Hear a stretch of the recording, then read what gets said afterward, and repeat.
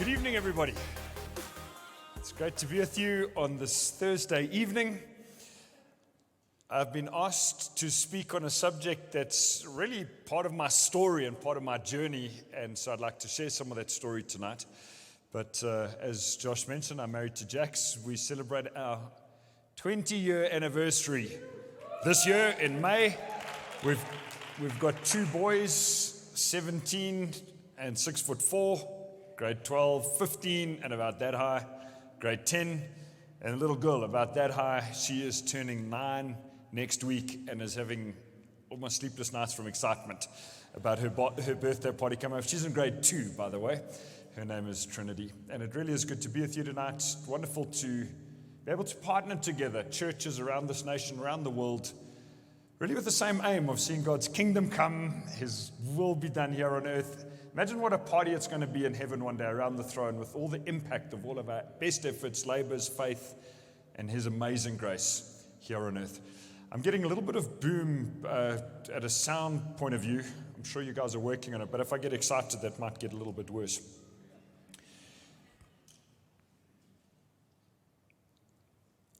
I was born into a Christian family, oldest of 5 children. Been involved in church my whole life. Very grateful to God for that. When I finished school, I did an intern year at what is now One Life Church in Maritzburg, helping out with the youth. My plan after that was to go and study elsewhere. I wanted to go anywhere but Maritzburg, actually, that was my aim. And during that year, through a series of remarkable ways, God spoke to me and guided me, and an invitation was put to me to lead the youth group of that church. During that year, when I was 18 years old, there was a major direction shift for me. I was gung-ho about leadership. Jax joined the youth. Soon after, I made that decision to stick around. And so that was a great decision as well. We got married, we started dating after she had finished school. And I studied a commerce degree at university, but I also came onto our church staff. And at that time, had a God-given dream.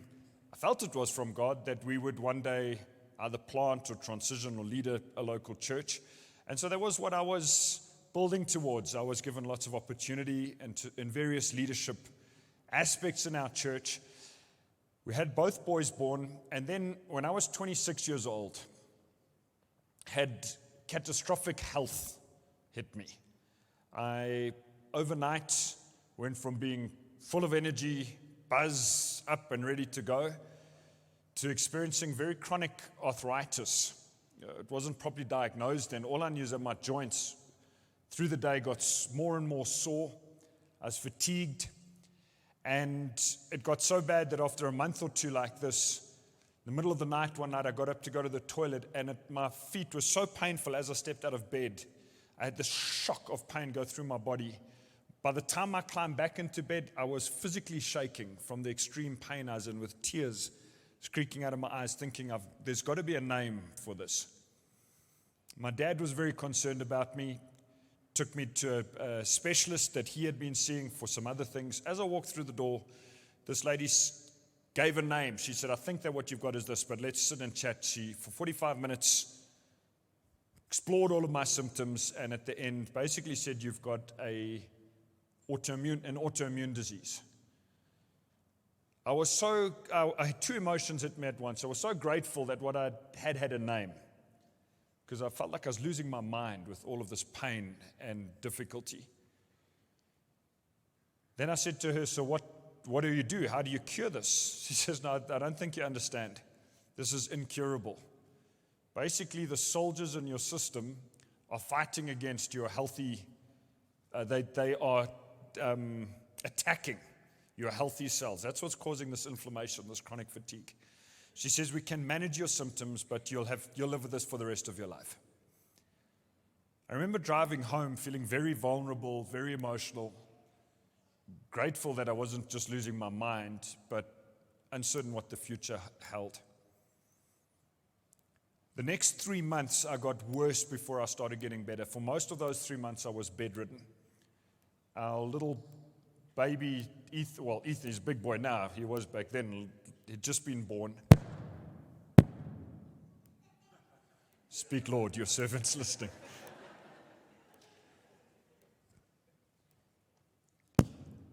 went from being high energy, front-footed, doing all the stuff that I was doing, to pretty much lying most of the hours of the day and night in my bedroom.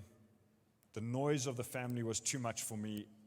Jax, she was immense through all of that time, just picked up all the extra load.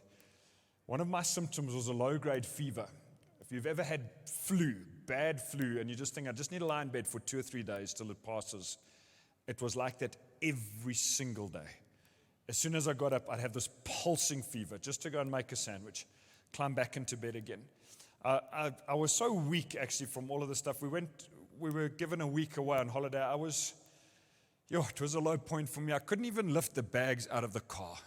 Had to go and sit in the lounge and ask my wife to go and take the bags out of the car. Felt useless. Praying for a miracle, and for the next 6 years, my life was essentially just managing the symptoms of all of this. There's happy news, and it's some of the lessons that I learned. That's where I'm going. But I want you to know where the lessons were crafted, because I've been asked to speak around health, the health of a leader. Hopefully all of us are leading something somewhere, even if it's just yourself. Over 6 years, everything that required extra energy, I had to say no to. I was at about 70% of my previous strength, I would say. I was still preaching. Grant felt he had a word from God that I still needed to preach, because that was part of my gift mix. But it was tough. I would go to church as late as possible, stand during the worship, get up, preach my heart out. But as I closed in prayer, I could feel this pulsing fever. I would hand back to the host of the meeting and walk out of a side door and go home and climb back into bed. It felt like there was a tunnel with no light in it. I would wake up in the mornings and think, I've got another day just to feel lousy, just like yesterday, just like last year. And I prayed, God, if this surely can't be what life's about. I tried bargaining with God. God, surely I'm worth more to you with energy than like this. Just silence. But not a harsh silence, just like a nothing.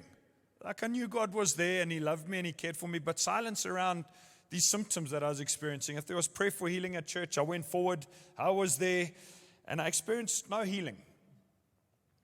About 5 years into that journey, we were on holiday, and I felt God speak to me in my heart and say, I'm going to open a door for you to leave One Life Church and go somewhere else. A new leadership project for you. The old me was gung-ho, keen, eager. The beaten down me, my first response was, God, I don't think I can do anything more unless you heal me. And I just felt God say to me, that's not faith. Faith is saying yes to whatever I tell you to do.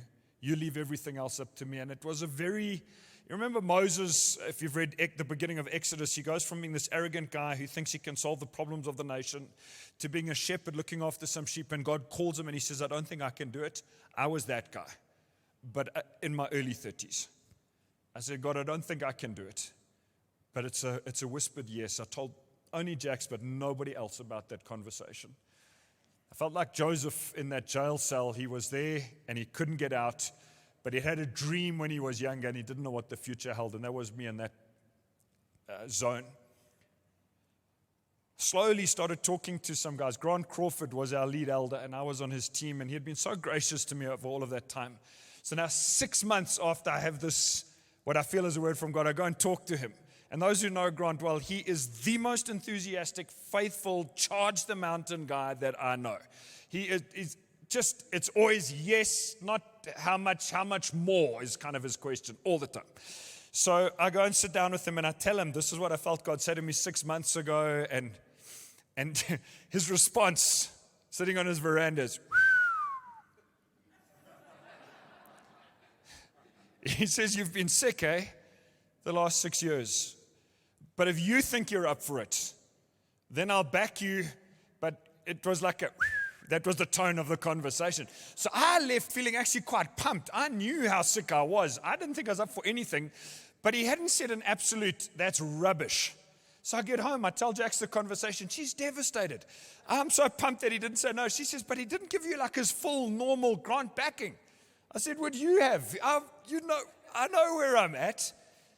A series of conversations start, and I end up speaking to friends of ours, Peter and Karen Rasmussen, who were leading a church in Hillcrest, CityHill Church. And in the January of 2012, seated at a coffee shop in Hillcrest, Peter says to me, 7 years ago, we felt that you would be the couple to come take over the leadership of this church from us. In the meantime, I'd got sick. So I'm sitting there still sick, but with this unbelievable opportunity that's being offered, this door, and I don't know what to think. I was stunned. Separate to that, the previous week visited a lady in Hillcrest who did this live blood analysis. So I'm trying to just get a little bit more energy. And I walk in there the previous week with all my pills that I'm taking, handfuls every single day. And she looks at my blood on this screen and she says, man, she can see you're a very sick person, which confirmed what I was feeling. I have this meeting at, say it was 10 o'clock in the morning with Peter. I drive from there to this appointment with her with my mind reeling. She takes another drop of my blood, puts it on the screen, and for about 10 minutes asks me a series of questions. What's happened to you? What's been going on? Has anything changed? What did you do this last week? And I'm thinking, apart from this last 1 hour, everything else is the same. Eventually I say, what are you seeing? She says, in your blood, it's as if that was blood taken from a different person. You've experienced a healing of sorts. Are you spiritual? Yes, I'm a pastor. So okay, then you believe in this stuff. I think you've had a divine healing. You must come off your meds. But she's not a medical doctor. So I wasn't clapping at all. I told her, I try to reduce one of those 5 pills that I take daily, one by like a quarter of a dose every second day, and I've relapsed. She says, are you a man of fear or a man of faith? I resented her. And over the next 12 weeks, I come off all of my meds. I did it. I went to the doctor and we experimented, came off. I'd experienced this miraculous healing.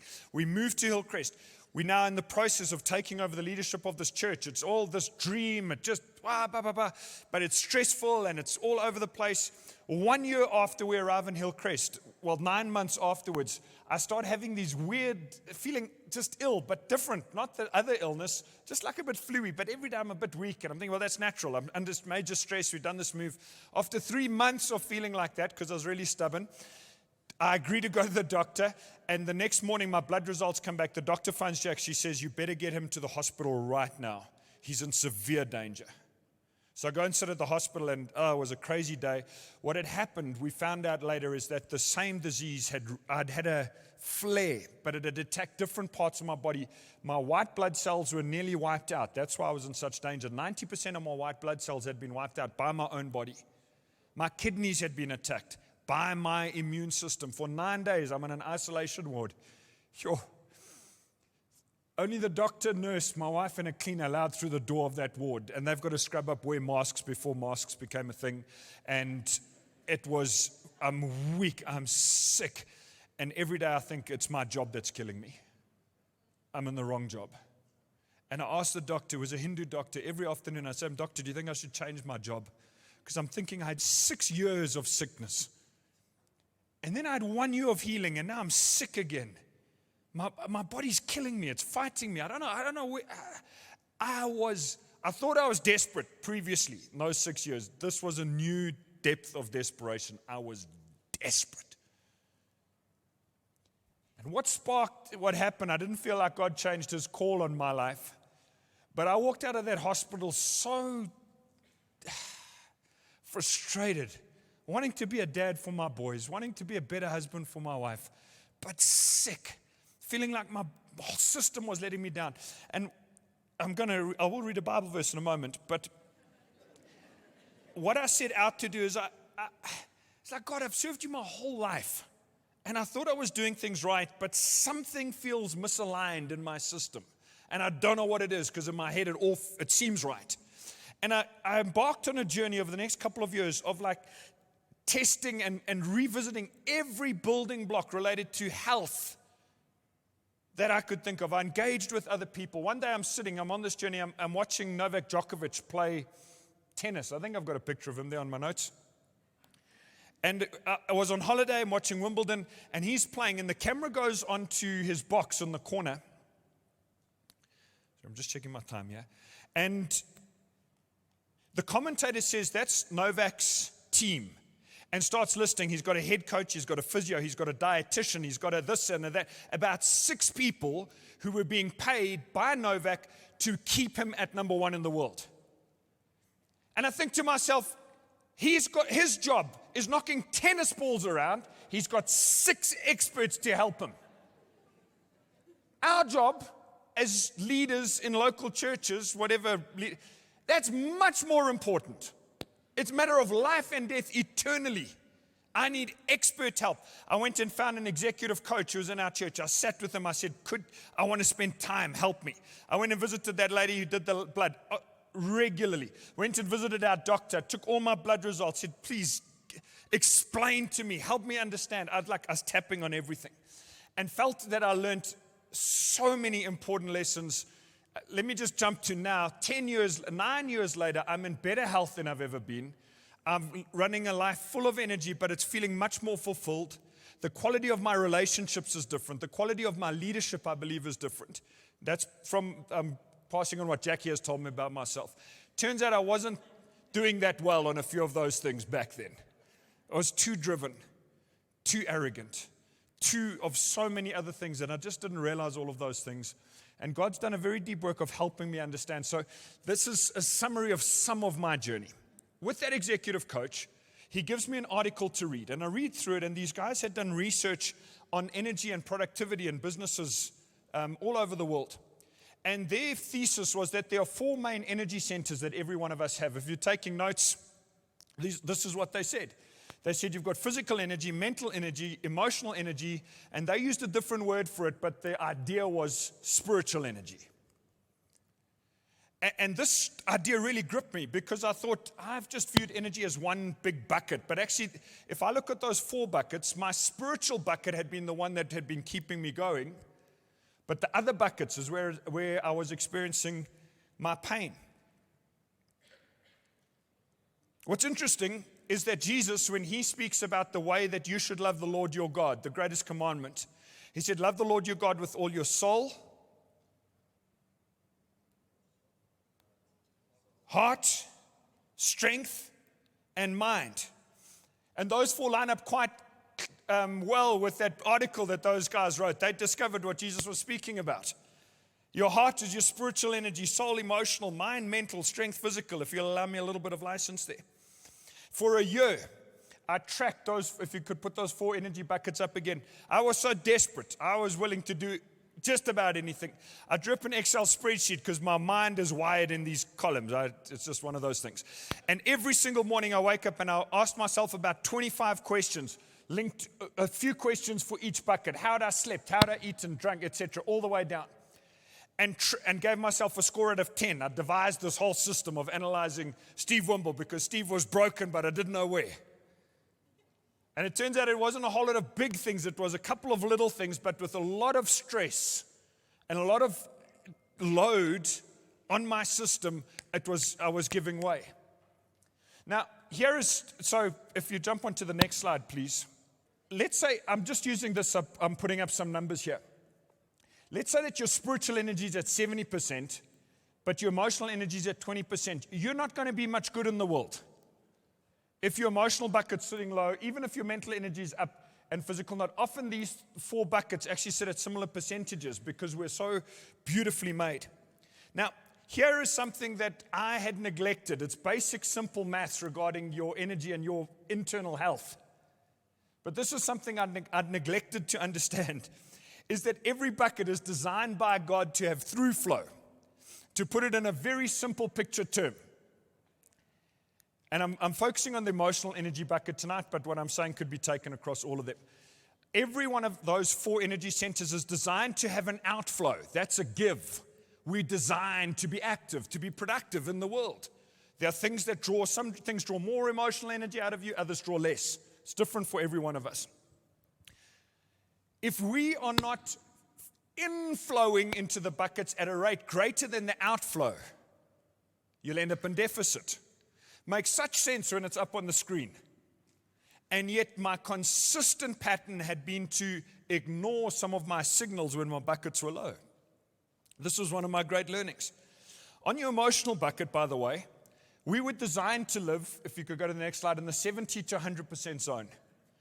Where there's 100%, after you've had a couple of weeks of holiday away from all buckets totally full, there's some give, but there's things that fill the bucket, things that empty. But if you dip below about 70% on your emotional energy, you're in the next zone down, which is the danger zone. Every single one of us are wired by God that even when we get to 70%, there's little warning lights on the dashboard of our lives. Little things that let us know the bucket needs topping up. It's God's gift to you and I, these warning lights. Again, because of faulty thinking, I ignored some of the lights on some of the buckets for longer than I should have, and ended up in major deficit, which ended up with a health symptom. But my major problems actually were in the mental and emotional energy buckets. My physical bucket was the final one to give up. Some of the lights on the dashboard of my life, sorry, I'm jumping ahead of my notes here, coming back. If you drop below 40%, you get into the burnout zone. If you're in the danger zone and you act quickly, you can still replenish without too much damage. But if you live in the burnout zone for long enough, God's got a cut-out system that exists in our bodies. It's like running your car without oil for a long enough time. Eventually that engine seizes up, and it's a God-given cut-out system in our bodies for abusing it. And what I did when I dropped down into that zone is I blamed everybody around me in my mind and in my heart. Like, well, if our church wasn't so busy, and if I hadn't have done that, and if it wasn't like that, if it wasn't, but actually it's my buckets and it's my life, it's my responsibility to keep them topped up. There's nobody else in the world. It's my responsibility. What I've come to realize is that I need to understand what the lights are at the top of the bucket to avoid the big sirens at the bottom of the bucket. And these are some of my lights. What about yours? When my emotional bucket starts, when I'm outflowing more than inflowing, I lose graciousness for other people. I get defensive. If not externally, internally. I have arguments in my mind with other people. Like somebody criticizes me, even via another channel, and the rest of the day I'm like, if I could just have a word with them. It's not such a good sign. I feel overwhelmed. Like, I've just got too much. And if I think that thought too often, my bucket's emptying. And often when my bucket's empty, I just feel a general lack of joy. Like, what's the point of all of this? Those are little warning lights to get the bucket filled up again. I realized as well that my processing in my world, my processing of emotions was my weakest area in that health. Somewhere along the line, I had made little micro decisions and some big ones in my head and in my heart that emotions were bad. Whereas the correct way to view them is that they're God-given. They give us the technicolor in our lives. They shouldn't lead all of our decisions, but they certainly bring a whole lot of the joy and the energy into our world. And so this was all part of the unpacking that I was doing with other people. And by the way, even though I'm living in what I think is great health, I still see some of those experts because it's good for me. I want to stay in a healthy place. Let me tell you what some of my learnings were from that year of analyzing me. These were the things that had the biggest impact on my emotional health bucket. Number one factor in emotional energy, sleep. I'm presuming you've got a good relationship with God, by the way. But number one factor in keeping that emotional bucket up more than down, sleep. What was interesting, I've started now, I'm open more to some of these discussions that previously I was just like, just have a better quiet time, serve God, everything's going to be okay. There was some faulty thinking with that because I wasn't serving God with all of my emotion, all of my energies. The studies that have been done on physical health used to think that your physical health rested on a tripod of food, exercise and sleep. But as they've studied humans more, they realize that actually there's one thing that far outweighs the other two, and that sleep is much more important than food and exercise in your health. There are world experts, who are paid. Their lifetime work is to help athletes to peak performance, and they talk to athletes about how to sleep better. They reckon you want to perform best on match day, get an extra hour's sleep the night before. What I did is if I had a little bit of extra work, or it was match day, I worked a bit harder the night before. You can sleep when you're dead, I heard people joke. Yeah, you'll be dead a lot quicker if you don't sleep. In vain you rise early, the Bible says, and stay up late, toiling for food to eat, because he gives sleep to those he loves. One of the things that happened when I got sick is my rhythm got switched around. I couldn't sleep at night, and I couldn't stay awake during the day. I suffered severe insomnia, hours and hours and hours awake every night.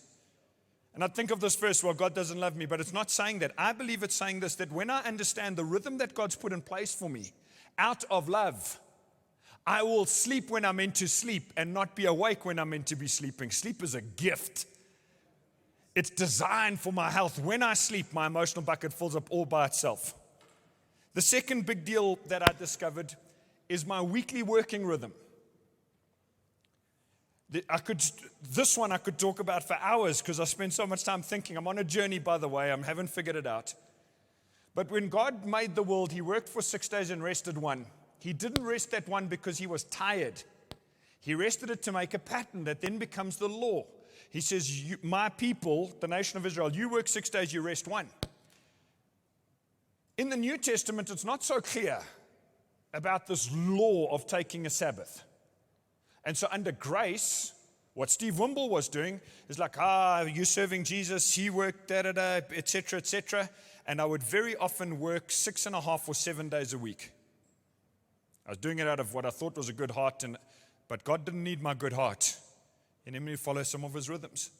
When the people of Israel went out to collect manna, I had a profound revelation from that chapter. They were told to collect manna for 6 days, but there was food there for 7. When they went out to collect on the 7th day, God was angry with them basically because they had a lack of faith.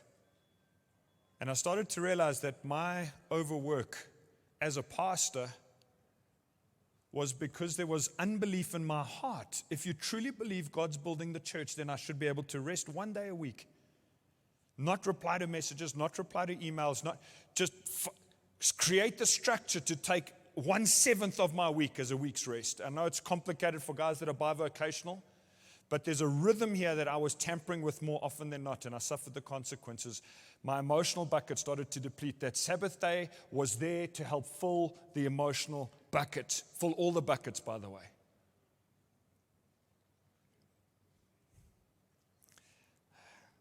I'm going to move on. I've got lots more to say about that one, but I want to give some of the others as well. The third big takeaway for me on my journey was to understand myself better. I thought I had a pretty good handle on who I was. I hadn't suffered that much trauma as a kid. I had these loving parents, a great family. I thought I was okay. But there was so much about my wiring that I could still learn about. As I engaged with a whole lot of other people who are experts in these fields, I started to use different tools. One of them was the Myers-Briggs personality profile. Anyone who studied psychology has probably come across that. Enneagram, Strengths Finder, and 1 or 2 others. Now, what I've observed is that some people use tools like this. There's 2 bad extremes. The one is like, that stuff's all from the devil. No one here thinks that, but like, man, load of gobbledygook. Then on the other extreme are people who use tools like this, but they become an absolute box. They're like, well, I'm just this kind of person, so don't ever do that, or the next. This is just me. It like becomes a jail cell rather than a springboard. No tool can fully explain how awesome you are. No tool can explain how amazingly you and I are wired, but all of these tools are people who spend, thousands of hours studying human behavior and seeing there's actually differences. And one of the biggest helps of these tools was to understand how differently I am wired to other people, including my amazing wife. You see, all of us are born, as we grow up, we have this view of the world as everybody's like me. And if they would just act a bit more like this, well, I don't know, why do they do that stuff? Like, that makes no sense. But what you're saying is it makes no sense to you. And then you find a verse in the Bible to back your wiring, and you preach that verse hard to yourself, and now that becomes your view of the world. And then you realize, actually, God has wired all of us so uniquely, and all of that is also in the Bible. Romans 12, 6-8, different gifts in different proportions to different people. And this has been a huge journey. Jax and I have engaged with each other. In our marriage, it's helped us understand each other better. As I'm wired a certain way, she's wired differently. Not worse, not better, just different. But when our strengths are misapplied, they become our weaknesses. Our strengths have got a sunny side and a shadow side. And when the sunny side faces the world, that's me at my best. But a lot of our strengths have got the shadow side that creep in, and that's not good for us. And so I am on a journey to glorify God by trying to understand me a little better without becoming all introspective. And the reason for all of this, remember, is to become more effective for His kingdom, not less effective. He's my manufacturer. He's wired me in a certain way. I'm also talking to Him a lot about how He's made me. The fourth and final thing that I'd like to mention, there were many more, but the fourth and final thing I'd like to mention today is we need to identify misaligned beliefs. Another way of saying that would be to find the truth gaps in our world. And I'll explain what I mean. Let's say that this circle represents everything that God believes about you. We could call that absolute truth. Then let's say the second circle represents your truth, what you believe about yourself. Not one of us fully sees ourselves the way God sees us. We're on a journey. In our humanity, we've all got misaligned beliefs. Now, in those two circles, there's three sections. The number one section is what you and God agree about. God knows it, and you believe it. That's been revelation. And all of us could probably mention things that God showed me this, God showed me that, I believe it, it's in me. The part two of God's circle is stuff that God knows about me that I don't yet have as revelation about myself. That might be about identity, about your purpose, about your giftings, about the whole lot of things that's in that circle. But the circle number three are things that you believe that God doesn't believe. Those are, let's be kind, we call them truth gaps. Another word of saying that they're lies you and I believe about ourselves that God doesn't believe. And these lies can range from what seem like big to seem like quite small lies, but it was in number three that I was living in truth gap. Let me give you one example. One morning, I wake up just in that 20 minutes before I came fully awake. I felt like God challenged me, not through a dream, but in this voice in my soul, it felt like. And I woke up, it was so strong and so corrective, I woke up sobbing. The day before, I'd spent some time with that man who's the executive coach, and he'd shared a story about himself. And God used that to springboard a truth into my life to show me a problem in my number three circle. And this was what I felt God say to me. I still feel tender now because it was such a strong rebuke. I felt Him say to me, Steve, you're a workaholic. But your whole life, you've hidden that tendency. You've observed other loud, noisy workaholics. If people struggle with alcoholism, sometimes people with alcohol issues get loud and noisy, but others are closet alcoholics. And I felt God say to me, you've been seriously critical of the noisy workaholics. They're easy to spot, but you've been a closet workaholic. And you found your identity in your work more than you found it in me. And you think you're doing it for me, but you're not. You're doing it for yourself. It's idolatry. It was so strong. I woke up sobbing in repentance. Jackie woke up with a fright. What's wrong? Has somebody died? It was like that. This is after 7 years of ill health. I still hadn't figured it out. But as I started to open my world to God to come and please anything in circle 3, I've got to change.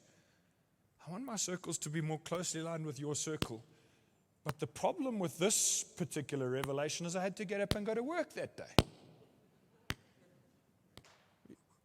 We're quitting alcohol, and I celebrate anybody who does, who's on a journey of sobriety. But you don't touch another drop. But with work, you've got to keep working. And I went on this journey. I went and got some help. Spoke to Jack. She was my number one help and guide in this particular one, because she's got a much better view of that circle. I went and spoke to my friend who'd shared his story with me. I cried out to God. I said, I've always defended it. I'm leading this church with people, and it's just building and services and staff.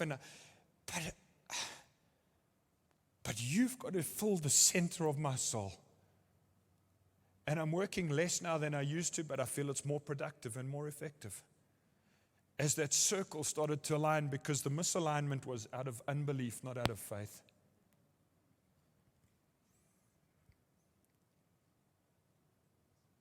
My processing of my own emotions, I realized that part of the reason I hadn't always done that well was that when I was in my childhood, for various reasons, I'd seen my dad interact with the world in a certain way and my mom in a different way. And my mom had suffered on 2 occasions from severe mental health issues, from major depression, just 2 blocks. And in between was the most amazing, loving, caring, and kind mother. But on one of her challenges when I was 12 years old, she was totally incapacitated. All 5 of us were sent off to relatives. I was sent off to boarding school. Our whole family was disintegrated for about 6 or 7 months. And as I've journeyed, I've just moved forward from there. And very grateful to God for all of His multiple blessings in so many ways. But I felt God loop me back to that. And stuff that happens when we, in our adolescent journey, often's got more long-lasting effects than we realize. I felt Him loop me back to those things and bring about a slightly deeper healing than I'd experienced before. I've wept as I've journeyed through some of those thoughts and memories. And I've said to God, I'm sorry for not experiencing life in its fullness like you wanted me to. Because of that, I've just tried to keep things in the box. I've been overly controlled. I wasn't very good at being vulnerable with others. I was okay actually sharing a story from the microphone. But in one-on-one conversation, I wasn't very vulnerable. This was like a coping mechanism. Just felt God tap on that. This is all stuff that sits in circle 3, and I could go on and on and on. Because when we open up our hearts to God, and we say, God, I want to become the best version of myself that you can be. That you've made me to be. It's amazing how much truth He starts revealing. Because of my pride, because of lies I'd believed, and partially because I was the preacher on Sunday, so I was telling other people, this is what you should be believing. Somewhere in the back of my head, I wasn't journeying as deeply as I should have been. It took a severe crisis. That's how doff I am. Severe crisis to revisit some of these things. But the end results of the learning haven't been me I'm not sitting in a cave 6 months of the year just to find myself again. In fact, most of the challenge that I've found is that in my day-to-day rhythm, my weekly rhythm, is to learn to read all of my signals in a God-honoring way. Planning better in advance, seeing that there's going to be energy-sapping things coming up, so take some rest now in order for that recovery time afterwards, etc.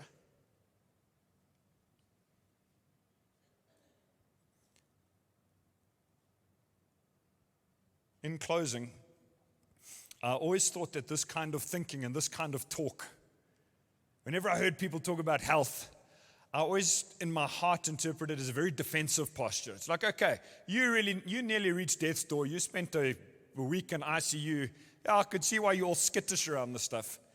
There was another part of the lie that I believed, is that actually God's wanting to make me have a better relationship with Him, be more effective in my life here in the world, and in my case with my family, be more present for them, because people catch what you are, not what you say you are. And with my empty buckets, I was oozing out unhealth in a lot of different ways. I'd like to finish off by reading Psalm 23, and then I'd love to spend a couple of minutes in response time between us and our Maker. David came across this amazing truth. He says, "The Lord is my shepherd, I shall not want." Some versions of that verse say, "I shall lack nothing." I'd like you to understand or take that phrase, just that line, in view of those 4 buckets. If the Lord is my shepherd, He is shepherding me how to keep my buckets in the 80, 90, and 100% zone. I shall lack nothing, not because He divinely gives me a breakfast every morning, it's because He miraculously heals me, changes me, but then He enables me to live in health in all 4 of those energy centers. He enables me to be healed of the hurts of the past. He enables me to take responsibility for my feelings, for my actions, and for my life. The Lord is my shepherd. I shall lack nothing, because He helps me understand that I should love Him with my physical strength and my mental strength, to honor God with my mind, my brain, my problem solving, my thinking, to honor Him with my feelings and my emotions, to honor Him with my spiritual being. The Lord is my shepherd. I shall lack nothing. He makes me lie down.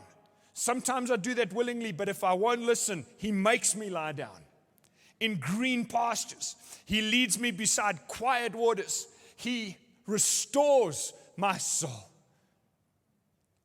And those years of just depletion in those deep valleys, the shepherd never once let me go. He restored my soul, not by this, well, there was a miraculous healing in it, but for me, the far greater blessing was God helping me discover some of His truth about my world, so that I can live with a soul that is in better health day by day by day. Not reaching the end of the year, absolutely depleted, desperate for a break, but constant daily health, because He restores my soul.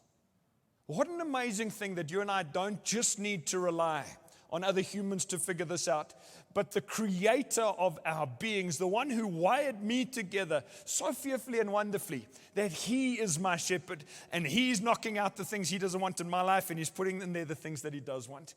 He wants us to be more effective for His kingdom, reaching more people, planting more churches, doing all of that stuff. But He's also concerned that we do that in a healthy way. In other words, that we live in full health, doing what He's called us to do. Would you stand together with me, please?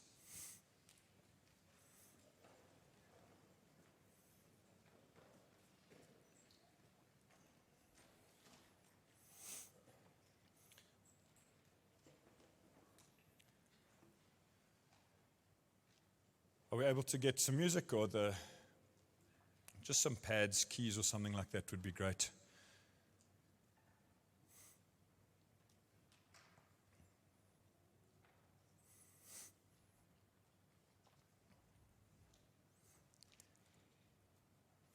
My hope is that tonight, something in what I've said has triggered a thought process in you, because you've got a different story to me. But hopefully there's something that is applicable to you that starts a journey with you and God. And maybe the most obvious question to ask is, which bucket is the emptiest in your world at the moment? And what are the things that fill it? What are the things that are emptying it?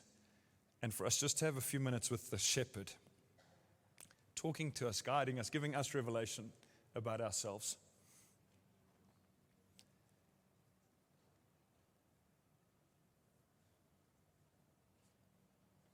You guys are welcome to, as soon as you're all plugged in again, just to provide some musical background. But why don't we just spend a few minutes, eyes closed, just allowing God to restore our soul. Some of you might be really deep in the danger zone. Others may be doing well. Let's allow Him to refresh us just for a few minutes.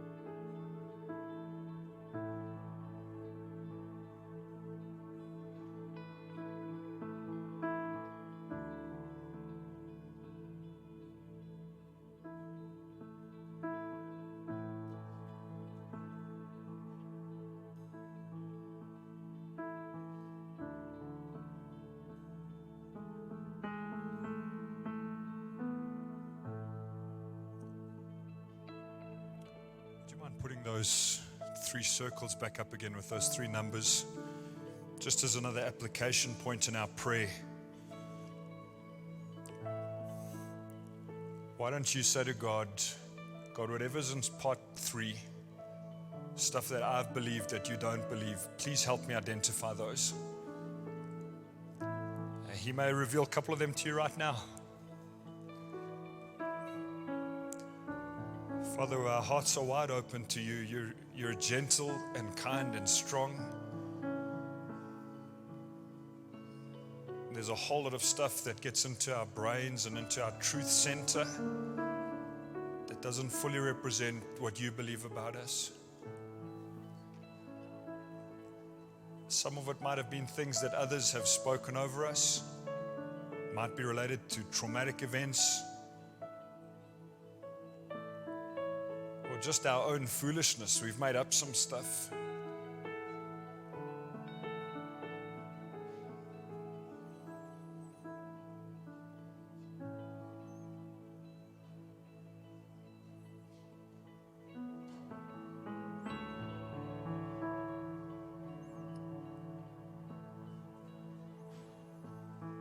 Father, everything that's in circle 1 and 2, we want all of it. We want to live with a deep revelation of who you are and how you've made us. We want to look into your perfect mirror and see what we need to change and how we need to grow and what we need to adjust.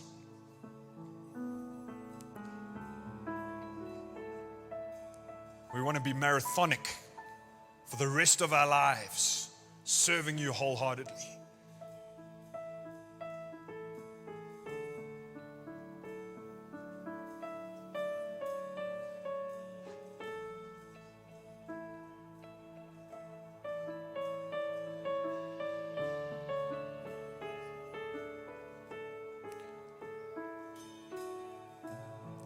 I really believe that there's some people here that part of what's in circle 3 in your head are labels that other people have put on you, but God never wrote them out. And today is wanting to take those labels off some parts of your soul. He's rewritten your story already, just we haven't believed it yet.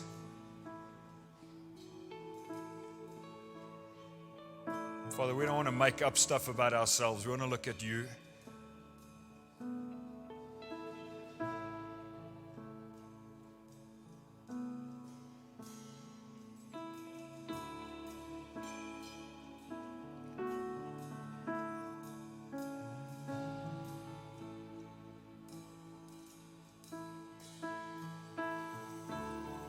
Oh, thank you for your infilling Holy Spirit. The energy that comes from you supernaturally and through living wisely. We don't want to be the most tired out, exhausted people on the planet. We want to be joyful. We want to live out of overflow, not deficit. Help us to figure out what fills the buckets and what empties them. We can live a life of great throughflow, compassion for others without getting fatigued, involved in your work without becoming exhausted.